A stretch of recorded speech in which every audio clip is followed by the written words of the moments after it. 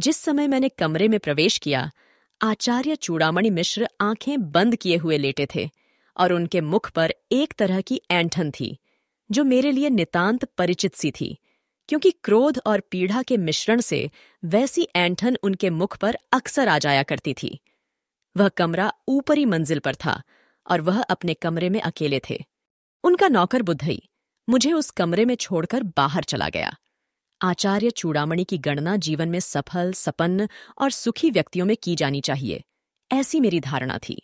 2 पुत्र, लालमणि और नीलमणि।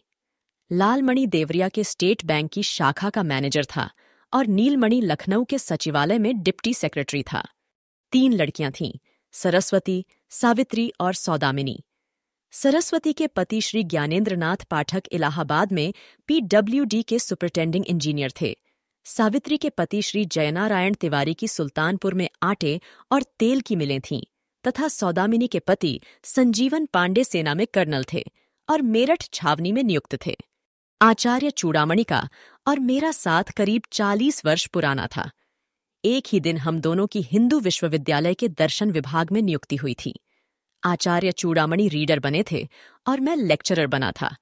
उनके अथक परिश्रम, अटूट निष्ठा तथा अडिग संयम का ही परिणाम था कि वे विश्व में भारतीय दर्शन के विशेषज्ञ माने जाते थे। प्रकांड पांडित्य के ग्रंथों से लेकर BA की पाठ्य पुस्तकों तक अनेक ग्रंथों की रचना उन्होंने की थी। न जाने कितनी कमेटियों के वह सदस्य थे। हर एक विश्वविद्यालय उन्हें अपने यहाँ परीक्षक बनाकर अपने को धन्य समझता था। साथ ही बड़े कट्टर किस्म के ब्राह्मण थे। और तो और मेरे घर की बनी हुई चाय तक उन्होंने कभी नहीं पी। महीनों उन्हें वाराणसी से बाहर रहना होता था और तब वे सत्तू, दूध, फल तथा अपने घर में बनी हुई मट्ठरियों और लड्डुओं से हफ्तों काम चला लेते थे। वाराणसी के लंका मोहल्ले में उन्होंने दुमंजिला मकान खरीद लिया था। उसी में वह रहते थे। उनकी पत्नी तथा उनके पुत्रों ने उनसे कितना आग्रह किया कि वे कहीं खुली जगह में कोई कोठी बनवा लें, लेकिन उन्होंने कतई इनकार कर दिया। गर्मी में 2 बार और जाड़ों में 1 बार नित्य गंगा स्नान करके पूजा करना नियत सा था।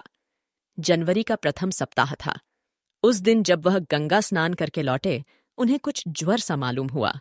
उनकी पत्नी जसौदा देवी अपनी परंपरा के अनुसार लखनऊ में अपने छोटे पुत्र के यहाँ थीं। उनके नौकर बुद्धई के ऊपर उनकी देखभाल करने का पूरा भार था। दोपहर के समय जब उन्हें पसलियों में दर्द भी मालूम हुआ, उन्होंने वैद्यराज धनवंतरी शास्त्री को बुलाया। वैद्यराज ने नब्ज देखकर काढ़ा पिलाया। निदान था कि सर्दी लग गई है, ठीक हो जाएगी। दूसरे दिन जब बुखार और तेज हुआ, तब उन्होंने डॉक्टर को बुलाया। डॉक्टर ने देखा कि उन्हें निमोनिया हो गया है। दोनों फेफड़े जकड़ गए हैं। उसने दवा दी। बीमारी के चौथे दिन आचार्य चूड़ामणि ने बुद्धई को भेजकर मुझे बुलाया था। थोड़ी देर तक मैं उनकी चारपाई के सामने खड़ा रहा कि वे आंखें खोलें। फिर हार कर मुझे ही बोलना पड़ा। गुरुदेव, आपका शिष्य जनार्दन जोशी आपकी सेवा में उपस्थित है। मेरा इतना कहना था कि आचार्य चूड़ामणि ने अपनी आंखें खोल दीं और बोले, जनार्दन, मेरा अंत समय आ गया है। तुम मेरे सबसे अधिक निकटस्थ रहे हो तो तुम्हें बुला भेजा। मैंने आचार्य चूड़ामणि की बीमारी के संबंध में लालमणि से सब कुछ नीचे ही सुन लिया था, जो देवरिया से 1 घंटा पहले ही आ गया था। आचार्य चूड़ामणि का तार पाकर मेरी आंखों में भी आंसू आ गए। मैंने कहा, गुरुदेव, यह संसार असार है और यह शरीर नश्वर है। कमजोर आवाज में आचार्य ने कहा, हाँ जनार्दन, यही पढ़ा है, लेकिन अभी मेरी अवस्था ही क्या है। कुल मिलाकर 75 वर्ष। सोच रहा था संन्यास आश्रम का भी कुछ रस लूं, लेकिन लगता है मृत्यु सिर पर आ गई है। मृत्यु से बड़ा भय लगता है। और जैसे वे बेहद थके हों, उन्होंने आंखें मूंद लीं। मैंने उन्हें धीरज बंधाया। दिल छोटा मत कीजिए गुरुदेव, बताइए मेरे लिए क्या आदेश है। आचार्य चूड़ामणि ने फिर आंखें खोलीं। अरे हाँ, मेरे तकिए के नीचे कुछ कागज रखे हैं, उसमें मेरी वसीयत है। कल इसकी रजिस्ट्री यहीं घर पर करा चुका हूं। एक प्रति न्यायालय में है, दूसरी यह है, तो इसे निकाल लो। एकमात्र तुम मेरे सबसे अधिक निकटस्थ हो और इस दुनिया में एकमात्र तुम पर मेरा विश्वास रहा है। मैंने उन सबों को कल ही तार करवा दिया है जिन्हें मेरे क्रियाकर्म में सम्मिलित होना है, और मेरी वसीयत के अनुसार कुछ मिलना है। इस वसीयत के कार्यान्वयन के लिए मैंने तुम्हें नियुक्त किया है, तो यह वसीयत मैं तुम्हें सौंपता हूं। मेरा प्राणांत होते ही यह वसीयत लागू हो जाएगी। गुरुदेव की असीम कृपा रही है मेरे ऊपर। यह कहकर मैंने आचार्य के तकिए के नीचे से कागजों का पुलिंदा निकाला। इधर मैंने उन कागजों को उलटना आरंभ किया, उधर आचार्य चूड़ामणि की आंखें उलटने लगीं। मैंने तत्काल बुद्धई और लालमणि को बुलाकर आचार्य को भूमि पर उतारा। इधर मैंने उनके मुख में गंगा जल डाला, उधर आचार्य के प्राण महायात्रा पर निकल पड़े। बुद्धई को उनके कमरे में छोड़कर मैं लालमणि के साथ नीचे वाले बड़े हाल में आया। कागज का पुलिंदा मेरे हाथ में था। लालमणि ने पूछा, यह कैसे कागज हैं जोशी जी? यह तुम्हारे पिता की वसीयत है और तुम्हारे पिता के कथनानुसार इसी समय से लागू हो जाती है, तो इसे पढ़ना आवश्यक है। हाँ, बुद्धई ने बताया था कि सब रजिस्ट्रार साहब को पिताजी ने बुलाया था, लालमणि बोला। एक छोटी सी भूमिका अपने संबंध में, फिर वसीयत में कार्यान्वयन के अनुच्छेद आरंभ हो गए थे। पहला अनुच्छेद इस प्रकार था, मैं चूड़ामणि मिश्र आदेश देता हूं कि मेरा अंत्येष्टि संस्कार सनातन धर्म की प्रथा से हो, और अपने अंत्येष्टि संस्कार के लिए मैंने 50,000 की रकम अपनी आलमारी में अलग निकाल रखी है, जो क्रिया कर्म का व्यय काटकर मेरा अंत्येष्टि संस्कार करने वाले को मिलेगी। मुझे खेद के साथ कहना पड़ता है कि मेरे दोनों पुत्र अधर्मी और नास्तिक हैं। वैसे मेरा अंत्येष्टि संस्कार करने का उत्तरदायित्व मेरे ज्येष्ठ पुत्र लालमणि पर है, लेकिन मेरा आदेश है कि मेरा अंत्येष्टि संस्कार वही कर सकता है जो यज्ञोपवीत धारण किए हो और जिसके सिर पर शिखा हो। यदि मेरे ज्येष्ठ पुत्र में यह शर्त नहीं होती, तो नीचे लिखी नामों की तालिका के अनुसार प्राथमिकता के क्रम से यज्ञोपवीत और शिखा धारण करने वाला ही मेरा अंत्येष्टि संस्कार कर सकेगा। मैं पढ़ते पढ़ते रुक गया। लालमणि की ओर देखकर मैंने पूछा, क्यों चिरंजीव लालमणि, तुम्हारी छोटी बोटी है कि नहीं, और यज्ञोपवीत पहनते हो या नहीं? कुछ उलझन के भाव से उसने कहा, छुट्टियां रख के कहीं स्टेट बैंक की मैनेजरी होती है, और जनेऊ हर दूसरे तीसरे दिन मैला हो जाता है, तो हमने पहनना ही छोड़ दिया। तब तो 50,000 गए हाथ से तुम अंत्येष्टि संस्कार के योग्य नहीं हो। तुम्हारे बाद नीलमणि का नंबर है, उसके भी न छोटी है न जनेऊ है। यह जो तीसरे नंबर पर हमारा चचेरा भाई है, जगतपति मिश्र, राज ज्योतिषी, यह निहायत झूठा और आवारा है। ग्राहकों को फंसाने के लिए इसकी एक बलिष्ठ की छोटी लहराती है, और झूठी कस्में खाने के लिए मोटा सा जनेऊ पहने हैं। जगतपति मुझसे भी एक बार कुछ रुपए ऐंठ ले गया था, तो मैंने कुछ सोचकर कहा, लालमणि, हमारी सलाह मानो तो तुम किसी नाई की दुकान पर तत्काल मशीन से अपने बाल छंटा लो, तो 1/4 या आधी इंच की छोटी निकल ही आएगी, और वहां से लौटते हुए एक जनेऊ भी लेते आना। मेरी बात सुनते ही लालमणि तीर की तरह बाहर निकला। लालमणि के जाने के बाद मैंने वसीयत का दूसरा अनुच्छेद पढ़ा। मैं चूड़ामणि मिश्र चाहता हूं कि मेरी मृत्यु की सूचना तार या टेलीफोन द्वारा मेरी पत्नी जसौदा देवी, मेरे पुत्र लालमणि तथा नीलमणि, मेरी पुत्रियां सरस्वती, सावित्री और सौदामिनी तथा मेरे भतीजे जगतपति, श्रीपति और लोकपति को दे दी जाए। अन्य संगे संबंधियों को सूचना देने की कोई आवश्यकता नहीं। इन समस्त कुटुंब वालों की प्रतीक्षा 12 घंटे से लेकर 24 घंटे तक की जाए। इसके बाद मणिकर्णिका घाट पर मेरे शरीर का दाह संस्कार हो। मेरे 10वें के दिन समस्त संघे संबंधियों की उपस्थिति में मेरी वसीयत का शेषांश पढ़ा जाए। अब मुझे आचार्य चूड़ामणि मिश्र की वसीयत में दिलचस्पी आने लगी थी, लेकिन आचार्य की आज्ञा मुझे शिरोधार्य करनी थी, इसलिए वसीयत को तह कर मैंने अपनी जेब के हवाले किया। आचार्य प्रवर का भौतिक शरीर अगले 24 घंटों में बिगड़ने न पाए, मुझे इस बात की चिंता थी। सौभाग्य से लालमणि वाराणसी आ गया था, और करीब आधे घंटे बाद वह 1/4 इंच लंबी छोटी धारण किए हुए नाई की दुकान से घर वापस आ गया। इस समय उसके कंधे पर एक मोटा सा जनेऊ भी लहरा रहा था। मैंने वसीयत का दूसरा अनुच्छेद उसे सुनाकर आदेश दिया कि वसीयत में बताए लोगों को तार या टेलीफोन से खबर कर दे, अपने चचेरे भाइयों के परिवार को बुला ले, और एक सिल्ली बर्फ भी मंगवाकर आचार्य प्रवर का शरीर उस पर रखवा दे। दूसरे दिन सुबह 9 बजे आचार्य जी की शव यात्रा मणिकर्णिका घाट के लिए रवाना होगी। मैं सुबह 7 साढ़े 7 बजे पहुंच जाऊंगा। कितनी शानदार शव यात्रा थी आचार्य चूड़ामणि की। मैं तो दंग रह गया था। वाराणसी के सभी धर्माध्यक्ष और पंडित सम्मिलित थे उसमें। शर्मा शर्मों कुछ नेता भी आ गए थे। जगतपति की आपत्तियों के बावजूद आचार्य की कपाल क्रिया उनके ज्येष्ठ पुत्र लालमणि ने की अपनी छोटी और यज्ञोपवीत के बल पर। 10वें के दिन जब घर शुद्ध हो गया, मैं आचार्य की वसीयत लेकर उनके घर पहुंचा। उनके सब परिवार वाले तथा सगे संबंधी आ गए थे। नीचे वाले कमरे में लोग एकत्र हुए।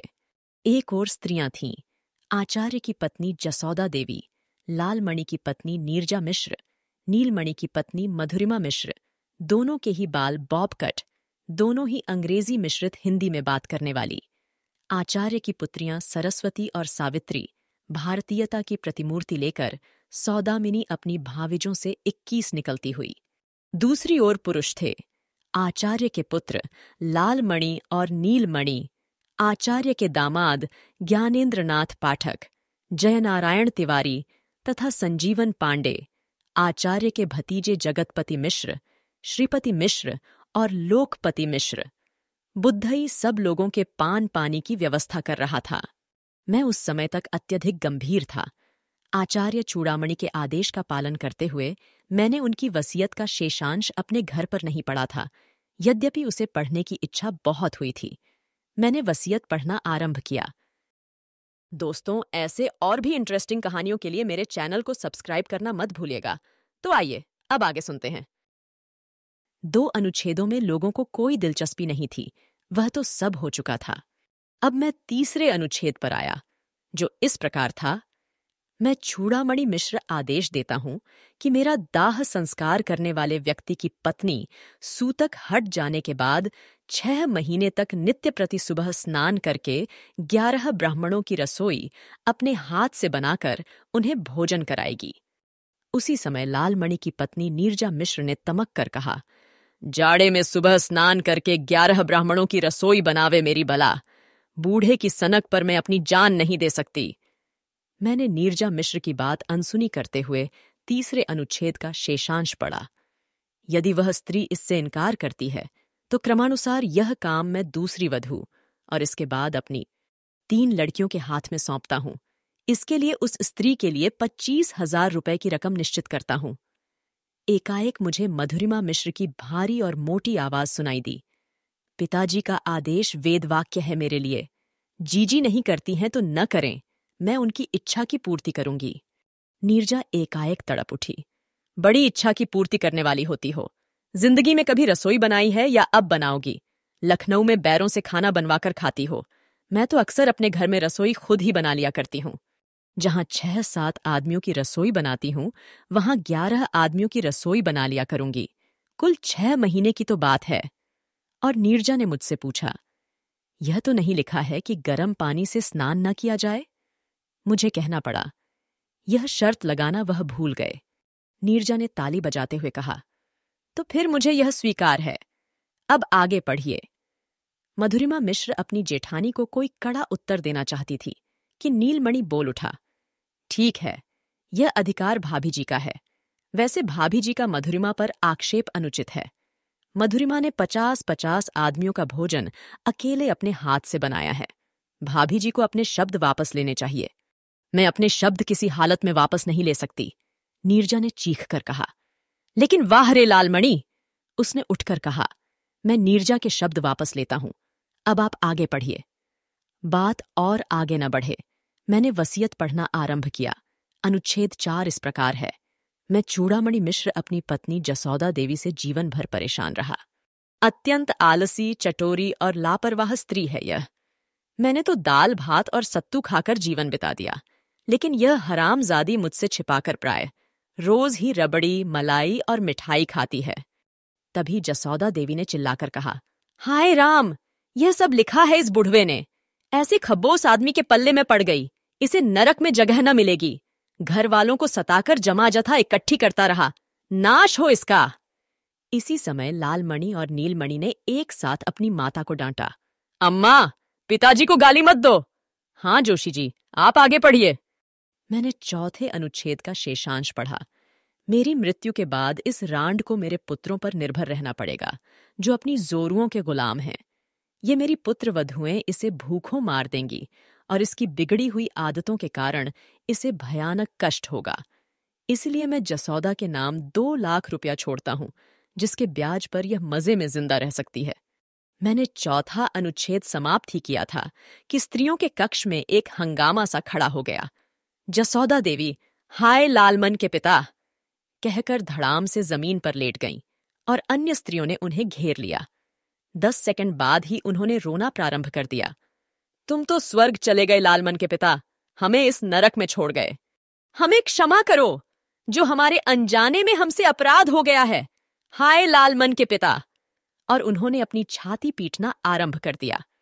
मैंने समस्त साहस बटोरकर कड़े स्वर में कहा, यह सब कारण बाद में कीजिएगा, अभी तो वसीयत पड़ी जा रही है। और जसौदा देवी की पुत्रियों ने उन्हें जबरदस्ती चुप कराया। मैंने अब 5वां अनुच्छेद पढ़ना आरंभ किया। मैं चूड़ामणि मिश्र अपनी पुत्री सरस्वती के पति ज्ञानेंद्रनाथ पाठक से अत्यधिक खिन्न हूं। 1 हफ्ता पहले मैंने यह खबर पढ़ी थी कि ज्ञानेंद्रनाथ पाठक के विरुद्ध 5 लाख रुपए गबन की इंक्वायरी की मांग उठाई गई है असेंबली में। इसके अर्थ यह है कि यह ज्ञानेंद्रनाथ पाठक बेईमान और रिश्वतखोर है। ज्ञानेंद्रनाथ पाठक की ओर सब लोगों की निगाहें उठ गईं और सहसा ज्ञानेंद्रनाथ पाठक उठ खड़े हुए। यह बूढ़ा हमेशा का बदमिजाज और बदजबान रहा है, मरने के पहले पागल भी हो गया था। और उन्होंने अपनी पत्नी सरस्वती को आज्ञा दी, चलो, इस घर में मेरा दम घुट रहा है, एकदम चलो। सरस्वती भी उठ खड़ी हुई, लेकिन दूसरी बहनें सावित्री और सौदामिनी ने सरस्वती का हाथ पकड़ लिया। पहले पूरी बात तो सुन लो। दूसरी ओर पुरुषों ने ज्ञानेंद्रनाथ पाठक का हाथ पकड़कर बैठाया। नीलमणि ने मुझसे कहा, हाँ जोशी जी, 5वां अनुच्छेद पूरा कीजिए। मैंने 5वां अनुच्छेद पूरा किया। और अगर ज्ञानेंद्रनाथ पाठक पर इंक्वायरी बैठ गई तो बहुत संभव है इसकी नौकरी जाती रहे, इसे शायद सजा भी हो जाए। इस सब में इसके पाप की कमाई भी नष्ट हो सकती है। इसलिए मैं सरस्वती के लिए 1 लाख रुपया छोड़ता हूं। कमरे में सन्नाटा छा गया। ज्ञानेंद्रनाथ पाठक चुप बैठे छत की ओर देख रहे थे और सरस्वती सुबक रही थी। जसौदा देवी ने सरस्वती के सिर पर हाथ रखते हुए कहा, कोई बात नहीं, इनकी तो आदत ही ऐसी थी। मैंने अब वसीयत का 6ठा अनुच्छेद पढ़ा। मैं चूड़ामणि मिश्र अपनी दूसरी लड़की सावित्री से हमेशा संतुष्ट रहा हूं। अत्यंत सुशील और विनम्र रही है यह। भगवान की भी इस पर कृपा है। इसके पति जयनारायण तिवारी का ऊंचा कारोबार है, आटे की मिल, तेल की मिल, और अब वह शक्कर की मिल भी खोल रहा है। सावित्री और जयनारायण को मेरे शत शत आशीर्वाद। और मैं चुप हो गया। तभी मुझे जयनारायण तिवारी की आवाज सुनाई दी, वसीयत के अनुसार हमें कुछ मिलेगा भी या नहीं? यह तो उन्होंने नहीं लिखा है। 6ठा अनुच्छेद समाप्त हो गया, केवल आशीर्वाद ही दिया है उन्होंने। और अब सावित्री ने रो रोकर कहना आरंभ किया, पिताजी हमेशा हम लोगों से जलते रहे, हमारी संपन्नता का बखान करते रहे।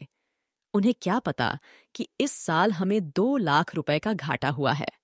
जयनारायण तिवारी ने सावित्री को डांटा, क्यों घर का कच्चा चिट्ठा खोल रही हो? घाटा हुआ है तो हमें कोई हरामजादा इस घाटे को पूरा कर देगा क्या?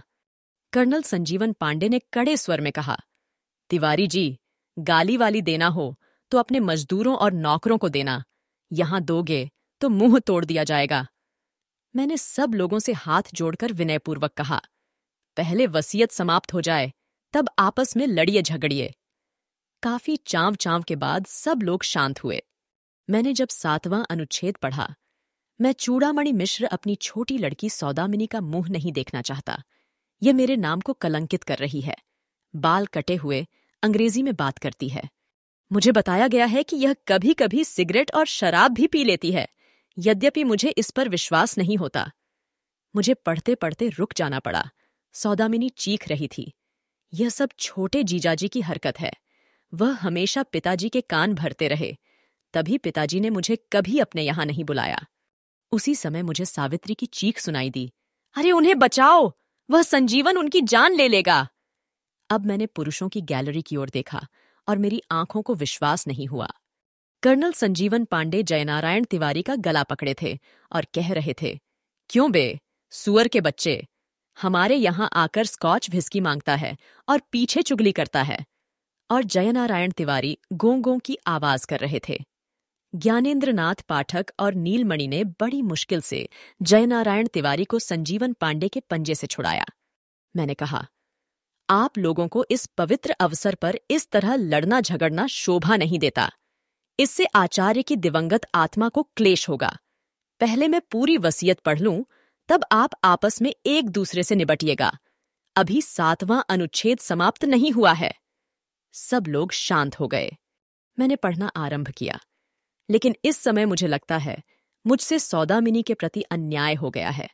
एक पतिव्रता स्त्री को जो करना चाहिए वही सब वह कर रही है, और मैं संजीवन पांडे को भी दोष नहीं दे सकता। फौज में बड़ा अफसर है, चीन की फौज से लड़ा, पाकिस्तान की फौज से लड़ा और सौभाग्य से जीवित बचा हुआ है। लेकिन मृत्यु की छाया उसके सिर पर मंडराती ही रहती है, और इसलिए वह खुलकर मांस मदिरा का सेवन करता है, खुले हाथ खर्च करता है। पास में पैसा नहीं। अगर वह मर जाएगा तो सौदामिनी और उसके बच्चों को भीख मांगने की नौबत आएगी। इसलिए मैं 1.5 लाख रुपयों की व्यवस्था करता हूं, जिसका ब्याज 8% की दर से 12,000 रुपये प्रतिवर्ष, यानी 1,000 रुपया महीना होगा। एकाएक सौदामिनी किलक उठी। धन्य हो पिताजी, तुम निश्चय स्वर्ग में जाओगे। और मैंने देखा कि संजीवन पांडे ने उठकर जयनारायण तिवारी को गले से लगाया। भाई साहब, मुझे क्षमा कीजिएगा। आपकी ही वजह से उस खब्बीस बूढ़े से 1.5 लाख रुपए की रकम हाथ लगी। मैंने संजीवन पांडे को डांटा। तुमको शर्म नहीं आती जो अपने पिता तुल्य पूज्य आचार्य को खब्बीस बूढ़ा कह रहे हो? अच्छा, मैं 8वां अनुच्छेद पढ़ता हूं। मैं चूड़ामणि मिश्र अपने भतीजे जगतपति मिश्र राज ज्योतिषी के कष्टों से भली भांति परिचित हूं। इसके पास कोई बैठक नहीं है, इसलिए ग्राहक खुद इसके यहां नहीं फंसता। इसे घूम फिरकर ग्राहकों को फंसाना पड़ता है। बावजूद अपने झूठ और आडंबर के यह अपना पेशा नहीं चला पा रहा है। अपने संकट मोचन के मकान का ऊपरी खंड मैं जगतपति मिश्र को देता हूं, 1,000 रुपयों की रकम के साथ, जिससे यह अपना एक साइन बोर्ड बनवा ले, एक टेलीफोन लगवा ले और अपने पेशे योग्य पीतांबर आदि वस्त्र खरीद ले। जगतपति मिश्र ने कुछ हिचकिचाते हुए कहा, हमारे लिए सिर्फ इतना ही? उत्तर नीलमणि दे दिया, पहले हैसियत बना लो, फिर लखनऊ आना। वहां ज्योतिषियों की बड़ी पूछ है, हम तुम्हें काफी रकम पैदा करा देंगे। मुझे डांटना पड़ा। यह सब बातें बाद में, अभी तो वसीयत का क्रम चल रहा है। हाँ, तो 9वां अनुच्छेद इस प्रकार है। मैं चूड़ामणि मिश्र अपने भतीजे श्रीपति मिश्र से अत्यंत संतुष्ट हूं। हाई स्कूल पास होने के बाद ही वह राजनीति में आ गया, और राजनीतिक नेताओं की चमचागिरी करके वह खाने पीने भर के लिए झटक लेता है।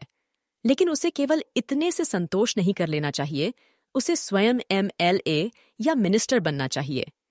मैं जानता हूं कि चुनाव लड़ने के लिए पूंजी की आवश्यकता है, क्योंकि एक चुनाव में 50-60 हजार रुपयों का खर्च है। मैं श्रीपति मिश्र के लिए 50,000 रुपयों की व्यवस्था करता हूं, ताकि वह अगला चुनाव लड़ सके। अपनी मक्कारी, छल कपट और गुंडागर्दी के बल पर श्रीपति अपने प्रदेश का ही नहीं, भारतवर्ष का बहुत बड़ा नेता बन सकेगा। हर्षातिरेक से उमड़ते हुए अपने आंसुओं को पोंछते हुए श्रीपति ने कहा, चाचा जी, आपने मेरे चरित्र पर जो लांछन लगाया है वह सरासर अपने भ्रम के कारण, लेकिन मैं आपके आदेशों का पालन करूंगा। मैंने अब 10वां अनुच्छेद पढ़ा। मैं चूड़ामणि मिश्र अपने भतीजे लोकपति मिश्र का आदर करता हूं, विनम्र, शिष्ट, अध्यवसायी और पंडित। अपने अथक परिश्रम और अपनी योग्यता के बल पर ही वह संस्कृत महाविद्यालय का प्राचार्य बन सका है। मैं अपनी समस्त पुस्तकें उसे देता हूं, जिसकी जिल्दें बनवाकर वह मेरे मकान के नीचे वाले खंड में एक अच्छा सा पुस्तकालय स्थापित कर दे। इसी मकान में वह आकर रहे भी और जसौदा भी देखभाल करे। जसौदा की मृत्यु के बाद इस मकान के नीचे के खंड का स्वामी लोकपति मिश्र होगा। अगर जसौदा लोकपति के साथ न रहना चाहे तो वह अपने पुत्रों पुत्रियों के साथ या कहीं दूसरी जगह रह सकती है।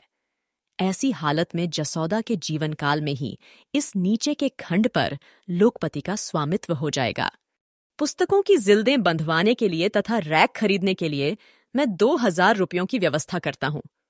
लोकपति ने भूमि पर अपना मस्तक नवाकर कहा, चाचा जी का आदेश शिरोधार्य है, लेकिन जिल्द बंधाई और रैकों के खरीदने के लिए यह रकम बहुत कम है। तभी मुझे लाल मणि की आवाज सुनाई दी, इसमें 1000-2000 और जो लगे मुझसे ले लेना। 11वां अनुच्छेद इस प्रकार था, मैं चूड़ामणि मिश्र अपने सेवक बुद्धई से बहुत संतुष्ट हूं, जो गत 20 वर्षों से मेरे अंत समय तक बड़ी लगन और बड़ी भक्ति के साथ मेरा सेवा करता रहा। भोजन यह मेरे यहाँ करता था, वस्त्र यह मेरे पहनता था, अपनी तनख्वाह यह पूरी की पूरी अपने घर भेज देता था। तो मैं आदेश देता हूं कि मेरे समस्त वस्त्र सूती, रेशमी और ऊनी बुद्धई को दिए जाएं। भंडार घर में जितना भी अनाज, घी, चीनी है, वह सब भी बुद्धई को दे दिया जाए और मेरी ओर से 100 रुपए देकर इसे भी विदा कर दिया जाए। यदि मेरे कुटुंब का कोई व्यक्ति बुद्धई को अपने यहाँ नौकर रखना चाहे तो मुझे कोई आपत्ति नहीं। जसौदा देवी ने कड़क कर बुद्धई से पूछा, कितना सामान है भंडार में? बुद्धई ने हाथ जोड़कर कहा, 1 बोरा चावल, 1 बोरा गेहूं, 5 किलो चीनी, 1 मन गुड़, 1 टीन घी और 2 कनस्तर सत्तू है। दालें भी थोड़ी थोड़ी हैं। जसौदा देवी ने कहा, 13ही के दिन जो भोज होगा, यह अनाज उसमें काम आएगा। बुद्धई को कैसे दिया जा सकता है? मुझे बोलना पड़ा, भोज का प्रबंध लालमणि को करना पड़ेगा, जिन्हें इस सब के लिए 50,000 की रकम मिली है। लालमणि अगर चाहें तो यह अनाज बुद्धई से बाजार के भाव पर खरीद लें। लालमणि ने कहा, यह सब बाद में देखा जाएगा। अब आप वसीयत का शेषांश पढ़िए। 12वें अनुच्छेद की प्रतीक्षा में सभी लोग थे, जो इस प्रकार था, मैं चूड़ामणि मिश्र अपने मकान के रूप में अचल संपत्ति तथा बैंक में जमा 11 लाख रुपयों की चल संपत्ति का स्वामी हूं। यह 11 लाख की रकम पिछले अप्रैल में मेरे नाम थी। ब्याज लगाकर यह रकम अब और बढ़ गई होगी। संभवतः इस राशि पर मृत्यु कर भी देना होगा। तो मृत्यु कर देने के बाद जो रुपया बचे, उसमें से इस वसीयत में निर्धारित राशियां बांट दी जाएं, और जो बचे वह बराबर बराबर भागों में लाल मणि और नील मणि में वितरित हो जाए। मैंने कुछ रुककर कहा, वसीयत समाप्त हो गई है, केवल एक फुटनोट है मेरे लिए अलग से। अगर आप कहें तो उसे भी पढ़ दूं। एक स्वर से सब लोगों ने कहा, हाँ हाँ, उसे भी पढ़ दीजिए। फुटनोट इस प्रकार था, मेरे परम शिष्य जनार्दन जोशी, तुम्हारा उत्तरदायित्व केवल इस वसीयत को मेरे परिवार वालों को सुनाना होगा।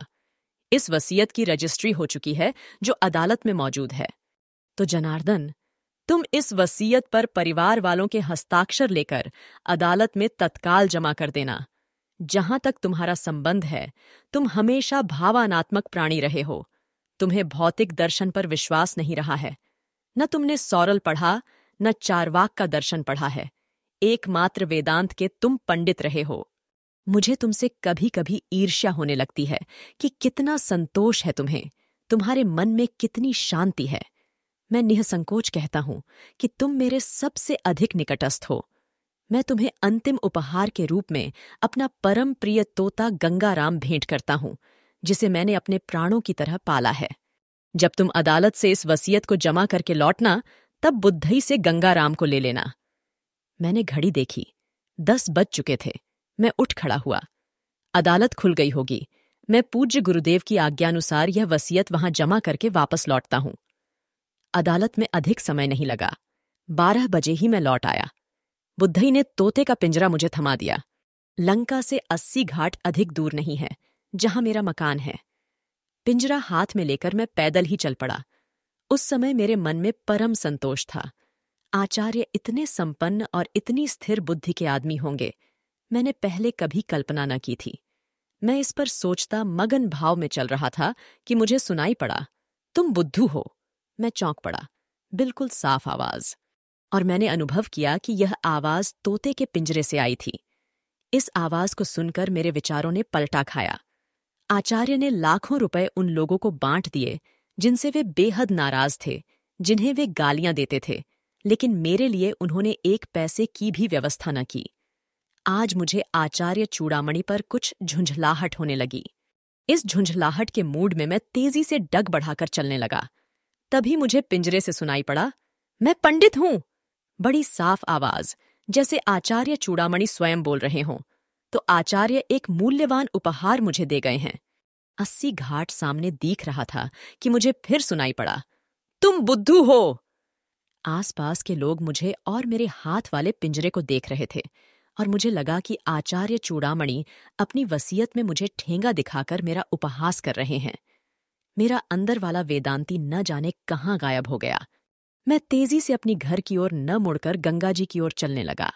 तभी पिंजरे से सुनाई पड़ा, मैं पंडित हूं। सामने गंगा जी लहरा रही थीं। मैंने आचमन करते हुए कहा, आचार्य, तुम पंडित थे, इससे कोई इनकार नहीं कर सकता। तुम्हारी आत्मा को शांति मिले। और मैं अपने घर की ओर चलने को उद्यत ही हुआ कि गंगाराम बोल उठा, तुम बुद्धू हो। यह सुनते ही जैसे सिर से पैर तक आग लग गई। मैंने पिंजरे की खिड़की खोलते हुए कहा, मैं बुद्धू हूं, यह मानने से मैं इनकार करता हूं। हे गंगाराम, मैं तुम्हें मुक्त करता हूं। मेरे कहने के साथ ही गंगाराम पिंजरे से उड़ गया और मैं घाट पर खाली पिंजरा छोड़कर घर की ओर चल दिया। भगवती चरण वर्मा की यह कहानी यहीं खत्म होती है। और भी इंटरेस्टिंग कहानियों के लिए मेरे चैनल को सब्सक्राइब और लाइक करना मत भूलिएगा। सुनने के लिए धन्यवाद।